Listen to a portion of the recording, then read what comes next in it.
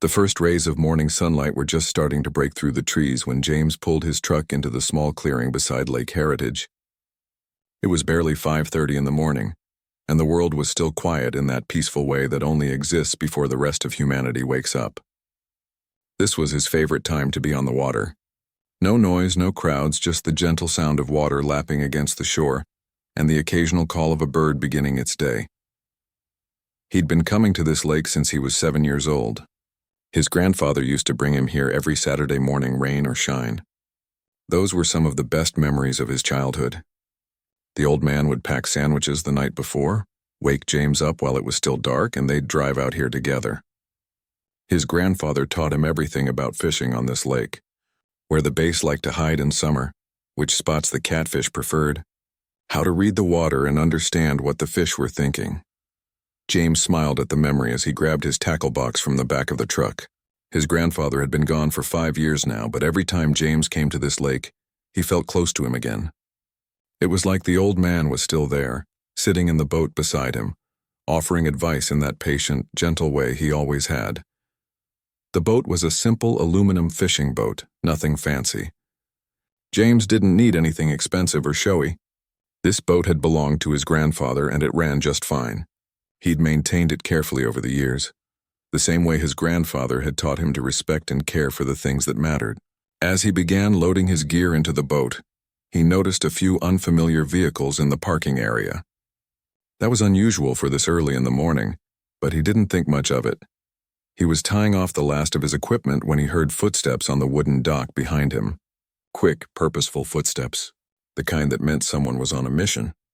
James turned around to see a woman walking toward him with determined strides. She was probably in her mid-50s, dressed in expensive-looking athletic wear that looked like it had never seen an actual workout. White capri pants, a designer polo shirt, and a visor that matched her outfit perfectly. Everything about her screamed that she took herself very seriously.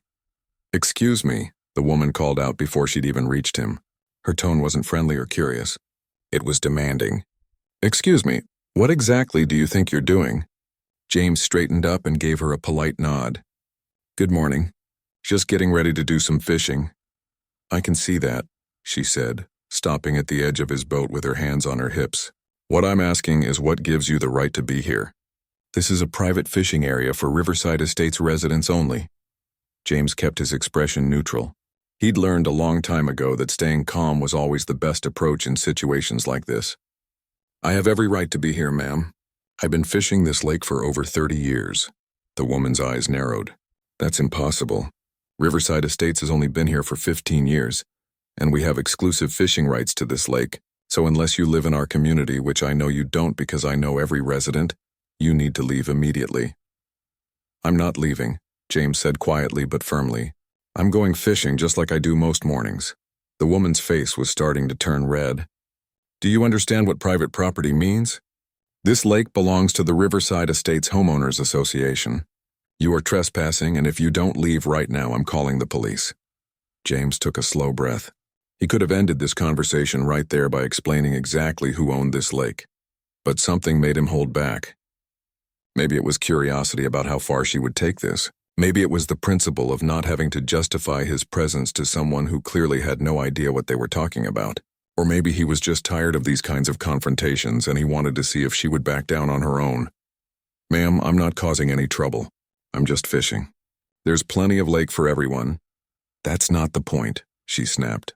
"The point is you don't belong here. This is our community space paid for by our HOA fees, and we don't allow outsiders to use it. It's a safety issue." "A safety issue?" James couldn't help the slight smile that crossed his face. "How is me fishing a safety issue?" "We don't know who you are or what your intentions are," the woman said, and there was something in the way she emphasized those words that made James's jaw tighten. He'd heard that tone before too many times in his life. The implication was clear even if she didn't say it directly. By now, several other people had gathered on the dock. A couple in matching jogging outfits, an older man with a coffee mug, and 2 younger guys who looked like they'd been out for an early morning run. The woman turned to them as if looking for support. "This man is refusing to leave our private fishing area," she announced to the group. "I've told him multiple times that this lake is for residents only, but he won't listen." One of the younger guys pulled out his phone and started recording. "You heard her, man. This is private property. You need to go." The older man with the coffee mug looked less certain. "Beverly, are you sure about this?" "I thought the lake was public access." "Of course I'm sure, George," Beverly snapped. "I'm the HOA board president. I think I would know what property our association controls." James watched the scene unfold with a strange sense of detachment. These people were so absolutely certain they were right, so convinced that they had the authority to tell him where he could and couldn't be. It would have been almost funny if it wasn't so frustrating. "Look," James said, addressing the whole group now, "I don't want any trouble with anyone. I'm just here to fish, same as I've been doing since before any of your houses were even built. If you have questions about who has the right to be here, maybe you should check your property records." Beverly pulled out her phone. "I'm calling the police right now. You can explain it to them why you're trespassing." "You do what you need to do," James said calmly. He started untying his boat from the dock. "But I'll be back tomorrow morning. And the morning after that, because this is where I fish." "We'll see about that," Beverly said, already dialing. "By tomorrow, there will be proper no trespassing signs up all around this lake, and if you come back, you'll be arrested." James didn't respond. He simply started his boat's motor, backed away from the dock, and headed out onto the water. As he moved away from shore, he could still hear Beverly's voice, loud and indignant, talking to someone on the phone. The other residents were gathered around her, some nodding in agreement, others looking uncertain, out on the water. James finally allowed himself to release the tension he'd been holding in his shoulders. The morning peace had been shattered, but the lake itself was still beautiful. The sun was fully up now, painting everything in shades of gold and amber. He cast his line and tried to focus on the rhythm of fishing that his grandfather had taught him so many years ago. Tomorrow was going to be interesting, because what Beverly and her HOA board didn't know yet was about to change everything. And when they finally discovered the truth, James had a feeling their little lakeside community was going to learn a very expensive lesson about making assumptions. Deputy Rodriguez had been with the county sheriff's department for almost 12 years, and in that time, he'd responded to more HOA complaints than he cared to count. Noise violations, parking disputes, unauthorized deck colors, you name it. So when the call came in about a trespasser at Lake Heritage, he figured it was just another neighborhood drama that would sort itself out with a simple conversation. He was finishing up his coffee at the station when his phone rang. It was Beverly from Riverside Estates. Again, this was her third call in 2 days about the same issue. The woman was persistent, he'd give her that. "Deputy Rodriguez, I need to file a formal complaint." Beverly's voice came through sharp and clear.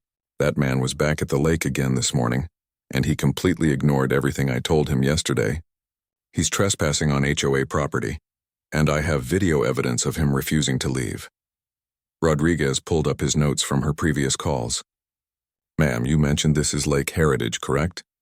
"Yes, exactly. Our community has exclusive fishing rights, and this individual keeps coming back despite being told multiple times that he's not welcome. I'm very concerned about safety. We don't know anything about him or what he might be planning." Something in the way she emphasized certain words made Rodriguez pause. He'd heard that tone before in complaints, and it usually meant there was more to the story than what was being said directly. "Can you describe the man you're reporting?" Beverly went on to describe James, and Rodriguez jotted down the details. "And you're certain this is private HOA property?" "Absolutely certain. I'm the board president. I should know what property we control." After he hung up, Rodriguez sat back in his chair and stared at his notes. Lake Heritage. Something about that name was familiar, but he couldn't quite place it. He'd grown up in this county, and he had a vague memory of his grandfather mentioning that lake once, saying something about its history. Before he filed any official report or drove out there, he decided to do what he always did when something didn't sit right. He'd check the facts. The county records office was just down the street from the sheriff's station. Rodriguez walked over during his lunch break, and the clerk, an older woman named Dorothy who'd worked there for 30 years, greeted him with a smile. "What brings you in today, Deputy?" "I need to look up property records for Lake Heritage and the surrounding area. Got a complaint about trespassing, and I want to make sure I have the full picture before I respond." Dorothy's eyebrows went up. "Lake Heritage? Now that's a name I haven't heard in a while. Let me pull those files for you." She disappeared into the back room and returned a few minutes later with a thick folder and what looked like some older records in protective sleeves. "This is interesting," she said, laying everything out on the counter. The lake and about 200 acres around it are privately owned. Have been since 1947. Rodriguez leaned forward. Privately owned? Not county property or HOA land? Nope. Registered to something called the Wellington Family Trust. Been that way for almost 80 years now. Dorothy pulled out one of the older documents. According to these records, a man named Thomas Wellington purchased the entire property back in 1947. Paid cash for it, too, which was unusual for that time period. Wellington, Rodriguez repeated, thinking. Any current trustees listed? Dorothy scanned through the more recent documents. Yes, looks like the current trustee is James Wellington. There's an address here in the county records. Rodriguez felt pieces clicking into place in his mind. And what about Riverside Estates? The HOA that borders the lake? Oh, they're on the western shore. Their development went up about 15 years ago. Let me see. Dorothy shuffled through more papers. Ah, here it is. There's a licensing agreement on file. The Wellington Trust grants limited lake access to Riverside Estates residents for fishing purposes. It's renewed annually and has been since the HOA was established. Renewed annually? Rodriguez said. So it's not permanent? Not according to this. Says right here that the agreement can be revoked by the property owner with proper notice. The current agreement? Dorothy checked the date. This one expires in about 2 weeks, actually. Rodriguez thanked Dorothy and walked back to the station with his mind racing. This wasn't a trespassing situation at all. In fact, it was looking like Beverly and her HOA might be the ones who needed to worry about their access to the lake, not the other way around. He pulled up the contact information for James Wellington and decided to give him a call before he did anything else. James answered on the third ring. Hello? Mr. Wellington? This is Deputy Rodriguez with the County Sheriff's Department. I received a complaint about an incident at Lake Heritage and I wanted to speak with you about it. There was a pause on the other end of the line. Let me guess. Beverly called you? Yes, sir. She filed a complaint claiming you were trespassing on HOA property. But I've just come from the county records office and I think there might be some confusion about who actually owns that lake. James let out a long breath. No confusion on my end, Deputy. My grandfather bought that land in 1947. I've been the trustee for the past 5 years since he passed away. I have all the original deeds, the property surveys, everything. Rodriguez leaned back in his chair. Can I ask why you didn't just tell her that when she confronted you? You want the honest answer? I was tired. I'm tired of having to prove I belong in places I have every right to be. I'm tired of people making assumptions based on how I look, and maybe I wanted to see how far she'd take it before she bothered to check if she actually knew what she was talking about. Rodriguez understood that feeling more than he wanted to admit. I get it. But for the record, you're not in any trouble. In fact, from what I can see, you've been more than generous allowing the HOA to use your property all these years. My grandfather believed the lake should be shared, James said quietly. He bought it because back in his day, there weren't many places where black families could go to fish or swim without dealing with discrimination. He wanted to create a place where his children and grandchildren could enjoy nature in peace. When the HOA approached us about the fishing agreement, we said yes because that aligned with his vision. But respect has to go both ways. I understand, sir. I'm going to need to contact the HOA and let them know about the actual property ownership. How would you like me to handle this? James was quiet for a moment. Just tell them the truth. Tell them to read their own paperwork. The licensing agreement is coming up for renewal, and after what happened, I'm going to need to think carefully about whether I want to renew it. After he hung up with James, Rodriguez called Beverly back. This was not going to be a pleasant conversation, but it was a necessary one. Deputy Rodriguez, Beverly answered, sounding pleased. Did you arrest him? Mrs. Beverly, I need you to listen carefully. James Wellington is not a trespasser. He owns Lake Heritage and the surrounding 200 acres. Your HOA has been operating under a licensing agreement that he grants you, and that agreement expires in 2 weeks. There was dead silence on the other end of the line. That's impossible, Beverly finally said. The lake is part of our community amenities. It's in all our promotional materials, ma'am. I'm looking at the county records right now. Mr. Wellington's family has owned that property since 1947. You need to check your HOA documents. There should be a copy of the licensing agreement in your files. But we can't. The fishing club is one of the main reasons people buy homes here. Rodriguez kept his voice professional but firm. Then I suggest you treat the actual property owner with more respect. And Mrs. Beverly, I strongly recommend you don't call this office about Mr. Wellington again, unless there's a real emergency. Filing false reports wastes county resources." After he ended the call, Rodriguez sat at his desk and thought about his grandfather's stories. The old man had lived through times when entire communities were shut out of public spaces for no reason other than the color of their skin. He'd told stories about families who saved up to buy their own land, their own beaches, their own recreation areas, just so their kids could have somewhere safe to play. Thomas Wellington must have been one of those men. Someone who worked hard, saved his money, and bought a piece of peace for his family. And now, decades later, his grandson was being told he didn't belong on his own property. Rodriguez shook his head. Some things never seemed to change, but at least this time, the truth was in the public records for anyone to see. Now he just had to wait and see what Beverly and her HOA board would do with that information. Something told him this story was far from over. James sat in his grandfather's old study, surrounded by decades of memories. The room hadn't changed much since the old man passed away. Same heavy oak desk, same leather chair that creaked when you sat down, same wall of file cabinets filled with documents that told the story of their family's connection to this land. On the wall hung a black and white photograph of his grandfather standing by the lake in 1947, holding a fishing rod and smiling at the camera. He looked so young in that picture, so full of hope. The phone call from Deputy Rodriguez had been a relief in some ways, but it had also forced James to confront a decision he'd been putting off.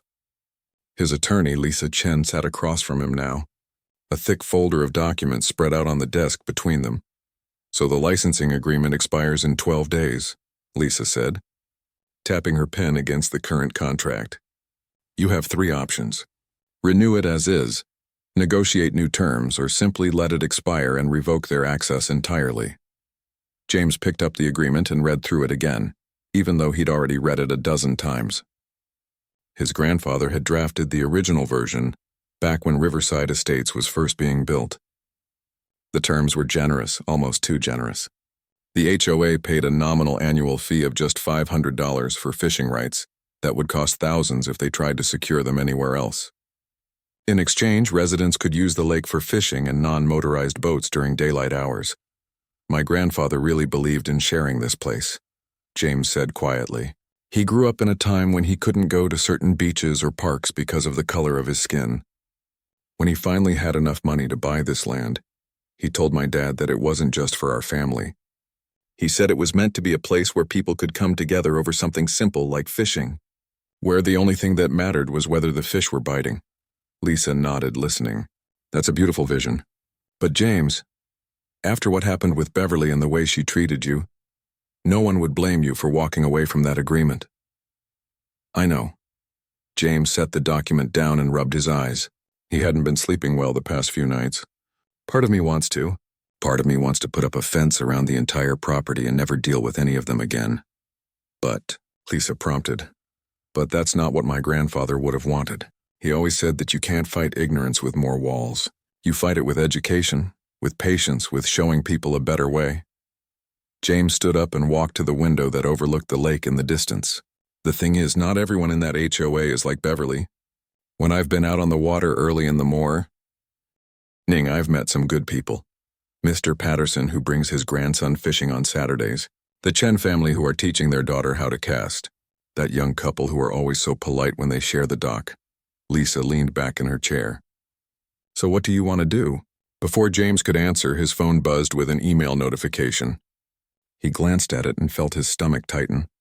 It was from the Riverside Estates HOA, sent to the trust's official email address. The subject line read, "Regarding Lake Access Agreement." He opened it and started reading.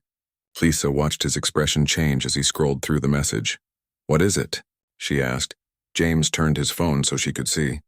"It's from Beverly. She's doubling down." The email was aggressive and presumptuous. Beverly acknowledged that there had been some confusion about the lake ownership, but she insisted that the HOA had established customary rights through years of use. She claimed that revoking access would constitute a breach of good faith and could expose James to legal action. The email went on to say that the board had voted to exercise their right to continue accessing the lake as per established community standards, regardless of what the paperwork, said. Lisa let out a low whistle. She's bluffing. She has to be. There's no legal basis for any of that. Maybe, James said. Or maybe she really believes it. Either way, she just made this decision a lot easier.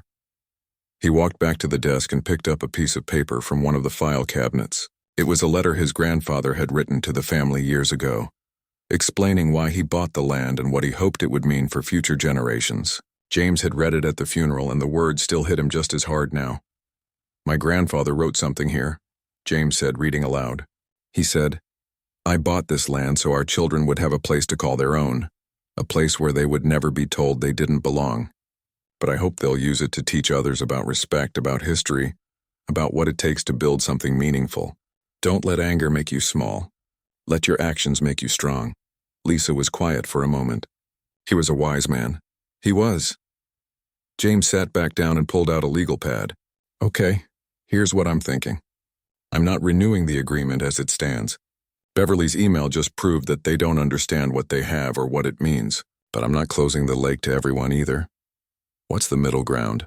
Lisa asked, already taking notes. We draft a new agreement with real terms and real consequences. First, the fee goes up to fair market value. If they want exclusive fishing access, they can pay what it's actually worth. Second, we require the HOA to install a historical marker by the main dock explaining the history of this property. I want every person who uses this lake to know who Thomas Wellington was and why this place exists. Third, every new HOA member has to attend an orientation about the property's history and the terms of access. Lisa was writing quickly. That's all reasonable. What else? Fourth, any violation of the respect clause results in a 30-day suspension of access for the individual involved. Beverly confronted me on my own property, accused me of trespassing, and threatened to have me arrested. That can't happen again. And fifth, the agreement now includes a termination clause. If the HOA as a whole fails to uphold the terms or shows a pattern of disrespect toward the property owner, access can be revoked with 30 days' notice. And if they reject these terms? Lisa asked. Then the agreement expires in 12 days and they lose access entirely. I'll open the lake to the public instead. Maybe work with the county to establish it as a community park with proper historical context. My grandfather wanted people to use this lake, but he also wanted them to understand its significance. Lisa nodded, still writing. I'll draft this tonight and have it to you by morning. But James, you need to be prepared for pushback. Beverly doesn't strike me as someone who takes correction well. I know, but that's her problem, not mine. James looked at his grandfather's photograph again. I've spent my whole life being told I need to prove I belong in places. Prove I'm qualified, prove I'm not a threat, prove I have a right to exist in certain spaces. I'm done with that. This is my land, my family's land, and anyone who wants to use it is going to do so on terms that honor what it represents. Meanwhile, across town, Beverly was calling an emergency HOA board meeting. She'd gathered the other board members in the community clubhouse, and the mood was tense. George, the treasurer, was reading through the original licensing agreement with a worried expression. Patricia, the secretary, kept shaking her head in disbelief. How did none of us know about this? Patricia asked. We all assumed the lake was part of the community property. Because it's never been an issue before, Beverly snapped. We've had access for 15 years. That should count for something. But it doesn't, George said, looking up from the document. Beverly, we don't have a leg to stand on here. This agreement clearly states it's renewable at the owner's discretion. He can choose not to renew, and there's nothing we can do about it. Then we'll negotiate, Beverly said. We'll offer more money. We'll agree to his terms, whatever it takes. Did you actually send that email you showed us? Patricia asked. The one about customary rights and legal action? Beverly hesitated. Yes, why? George closed his eyes. 'Cause you just made everything worse. You basically threatened to sue the man who owns the property we've been using. The man you had wrongly accused of trespassing on his own land. Beverly, that email might have just cost this entire community our lake access. The room fell silent. Beverly's confidence wavered for the first time since this whole situation began. But we can fix this. We'll apologize. We'll make it right. Maybe, George said, though he didn't sound convinced. Or maybe we just learned a very expensive lesson about reading the fine print and treating people with respect. Regardless of who we think they are or whether we think they belong. Beverly sat down heavily in one of the chairs. For the first time, She was beginning to understand that she might have made a mistake that couldn't be fixed with another strongly worded email or an emergency board vote. This was going to require something much harder than she'd anticipated. It was going to require humility. The certified letter arrived at the Riverside Estates HOA office on a Tuesday morning. Patricia, the secretary, signed for it with trembling hands. She'd been expecting something like this ever since Beverly sent that disastrous email. But seeing the official legal envelope still made her stomach drop. She called an emergency meeting before even opening it. Within an hour, the board members were gathered around the table in the clubhouse. Beverly, George, Patricia, and 2 other board members. Raymond and Helen. Patricia slid the unopened envelope to the center of the table like it might explode if handled wrong. "Should we get a lawyer before we open this?" Helen asked nervously. "We can't afford to put a lawyer on retainer for something we might be able to resolve ourselves," George said. "Let's at least see what it says first." Beverly reached for the envelope with more confidence than she felt. Inside was a formal letter from Lisa Chen, attorney for the Wellington Family Trust, along with several attached documents. Beverly began reading aloud, her voice growing quieter with each paragraph. The letter was professional but direct. It informed the HOA that the current licensing agreement would not be renewed upon its expiration in 9 days. All HOA members were required to remove their personal boats, docks, and any equipment from the lake property within 30 days. Furthermore, the 15 no trespassing signs that Beverly had ordered and installed around the lake needed to be removed immediately, as they had been placed on private property without permission. The trust was billing the HOA $3,000 for the cost of the signs, plus an additional $2,000 for removal and disposal services if the HOA failed to remove them within 72 hours. $5,000? Raymond's voice cracked. Where are we supposed to get $5,000 on short notice? But Beverly wasn't finished reading. Her face had gone pale.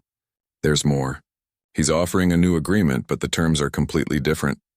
She read through the proposed terms. The annual fee would increase from $500 to $8,000, which Lisa's letter noted was actually below market rate for similar lake access rights.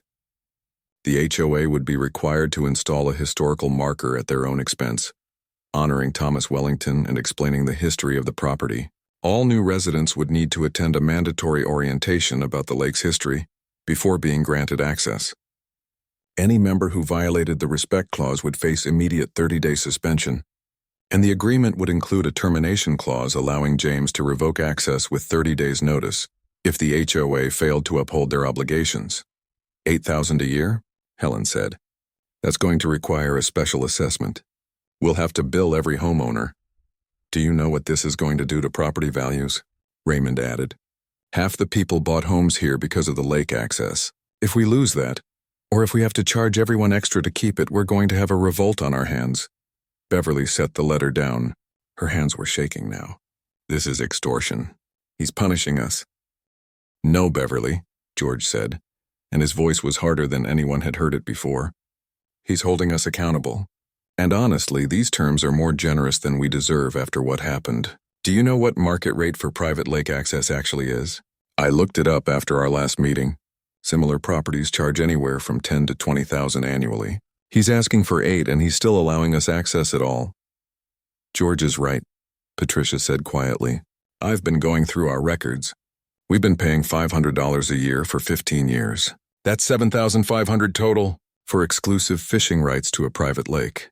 I looked at what other communities pay for similar amenities, and we've been getting an incredible deal. We just never appreciated it. Beverly's face flushed red. So what, we just accept this? Accept his demands? They're not demands, Beverly. They're the terms of a contract for using someone else's property. Property we never owned in the first place. George pulled out his phone and showed her something. And by the way, do you know what people are saying online? He turned the phone so everyone could see. Someone had posted the video of Beverly's confrontation with James on the community Facebook page, and it had spread from there. The comments were brutal. People were calling out the obvious racial profiling, criticizing Beverly's aggressive behavior, and praising James for his calm response. Several residents had started a petition demanding Beverly's resignation from the board. The whole community is talking about this, George continued. We've already had 3 families put their houses up for sale because they're embarrassed to be associated with how you handled this situation. And I've gotten calls from at least a dozen residents asking if the board authorized your actions. They want to know if this represents our community values. Beverly looked around the table. No one was meeting her eyes anymore. I was protecting our community. I was trying to keep us safe. Safe from what? Patricia asked, and there was genuine confusion in her voice. From a man fishing on his own property? Beverly, you need to hear what you're saying. Really hear it. The room fell into uncomfortable silence. Helen finally spoke up. I think we need to accept these terms. All of them. And Beverly, I think you need to step down from the board. Step down? I've been president for 6 years. And in 6 years, you never once checked to verify who actually owned the lake, Raymond said. You spent HOA funds on signs for property we don't control. You sent a threatening email that could have gotten us sued, and your actions have already cost us residents and home values. I'm sorry, Beverly, but Helen's right. This needs to be resolved, and I don't think you're the person to resolve it. Beverly looked like she wanted to argue, but something in her seemed to deflate. Maybe it was finally sinking in how badly she'd mishandled everything, or maybe she was just tired of fighting. Fine, I'll resign. But someone needs to contact Mr. Wellington and accept his terms, and someone needs to apologize for all of this. That should be a group effort, Patricia said. We all share responsibility for not knowing the details of our own agreements. But Beverly, I think you owe him a personal apology too. What you did at the lake, the way you spoke to him, the assumptions you made that went beyond just not reading the contract. After the meeting ended, George volunteered to draft the HOA's official response to the new agreement. But he knew that accepting the terms on paper wasn't enough. Someone needed to actually talk to James, person to person, and try to repair the damage that had been done. That evening, George drove to the address listed on the trust documents. It was a modest house about 20 minutes from Riverside Estates, with a well-maintained yard and a truck in the driveway. He sat in his car for a few minutes, trying to figure out what to say. How do you apologize for something like this? How do you make someone understand that not everyone in the community shared Beverly's views? Finally, he got out and walked to the front door. James answered after the second knock. He didn't look surprised to see George standing there. Mr. Wellington, my name is George Patterson. I'm the treasurer for the Riverside Estates HOA board. I was wondering if you had a few minutes to talk. James studied him for a moment, then stepped aside. Come in. They sat in the living room, and George noticed the photographs on the walls. James is a young boy with an older man by the lake. Family gatherings, fishing trips, graduations. This wasn't just property to James, it was his family's history. I came to tell you that the board has accepted your terms for the new agreement, George began. All of them. We'll pay the fees, install the historical marker, everything. But I also wanted to apologize personally for what happened. What Beverly did was wrong. And the fact that the rest of us didn't know the details of our own agreement is inexcusable. James nodded slowly. I appreciate you coming here. That takes some courage. I wanted you to know that not everyone in Riverside Estates thinks the way Beverly does. When I saw that video of how she treated you, I was ashamed. My own grandson and I fish at that lake every Saturday morning. You've probably seen us out there. He's the kid with the red baseball cap who always asks everyone what they're catching. I know who you are, James said, and there was a slight smile on his face. Your grandson has good fishing instincts. He'll be a good angler someday. George felt some of the tension leave his shoulders. The truth is, we all took that lake for granted. We thought it was just part of living in Riverside Estates, like the clubhouse or the pool. We never thought about who made it possible or what it meant to them. We never even asked. And that's on all of us, not just Beverly. My grandfather used to say that people don't protect what they don't understand, James said. That's why the historical marker is important to me. I don't want this to just be a transaction where you pay money and get lake access. I want people to understand what this place represents, why it exists. Will you tell me? George asked. The real story? James stood and walked to a bookshelf, pulling down a worn photo album. For the next hour, he told George about his grandfather, about growing up black in the 1930s and 40s, about the Pullman porter job that required traveling across the country, about saving every penny for decades, about being turned away from beaches and parks and fishing spots because of segregation laws, about finally having enough money to buy a piece of land where his family could fish and swim without fear of being told they didn't belong. George listened, really listened, and when James finished, there were tears in his eyes. I had no idea. We had no idea. That's the problem, James said gently. People rarely do. They see a lake and they think it's just a lake. They don't see the years of discrimination that made someone feel they needed to buy their own. They don't see the sacrifice and the saving and the dreams that went into creating a safe place. History isn't just something that happened in the past. It's alive in the present, in the places and spaces around us. We just have to be willing to look for it. George left that night with a new understanding and a personal mission. The HOA would accept James's terms, but more than that, he would make sure every resident understood what they were being given access to and why it mattered. 3 weeks had passed since George's visit to James's house, and the morning air at Lake Heritage felt different somehow. Maybe it was just the changing season, or maybe it was something else. James stood on the newly rebuilt dock, watching the sun climb over the eastern hills, painting the water in shades of orange and pink that his grandfather would have loved. The sound of footsteps made him turn. A group of about 20 people were walking down the path toward the lake. George was at the front, and behind him were families, couples, older folks, and even a few kids. They weren't carrying fishing gear. They were carrying something else. "Good morning, Mr. Wellington," George called out as they approached. "We wanted to come by before the official ceremony this afternoon. Hope that's okay."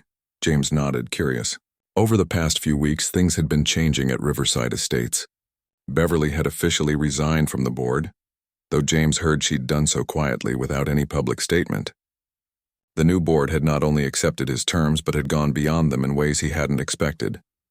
"We wanted you to see this before we installed it," George said, gesturing to 2 people carrying a large covered object. "And we wanted to ask if it was okay, if it honors your grandfather the way he deserves." They set the object down carefully and removed the covering. It was a bronze marker, much larger and more elaborate than James had requested in the agreement. At the top was a photograph of his grandfather that James recognized from the family albums. Thomas Wellington in his Pullman Porter uniform, standing proud and dignified. Below the photo was an engraved text that James began to read aloud. "In memory of Thomas Wellington, 1915 to 2020. Thomas Wellington purchased this land in 1947 with money he saved over 20 years working as a Pullman porter. During his lifetime, he and his family were denied access to many public spaces because of racial discrimination. Rather than accept this injustice, he created his own place of peace and welcome. This lake stands as a testament to his vision that nature should be shared by all people, regardless of race or background. His generosity in allowing community access to this private property reminds us that privilege carries responsibility, and that we must honor both the places we enjoy and the people who made them possible." James felt his throat tighten as he read. This was so much more than he'd asked for. It told the whole story, the painful parts and the hopeful parts. "There's more on the back," Patricia said softly. James walked around the marker.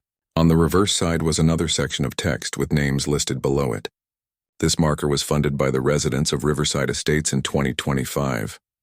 As a commitment to understanding our shared history and treating all people with the dignity and respect they deserve.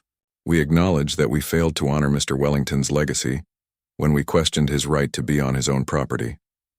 We commit to doing better. Below that were dozens of signatures. James recognized some of the names from his early morning encounters on the lake. Mr. Patterson and his grandson. The Chen family. The young couple who were always polite. But there were many more names too. Residents he'd never met.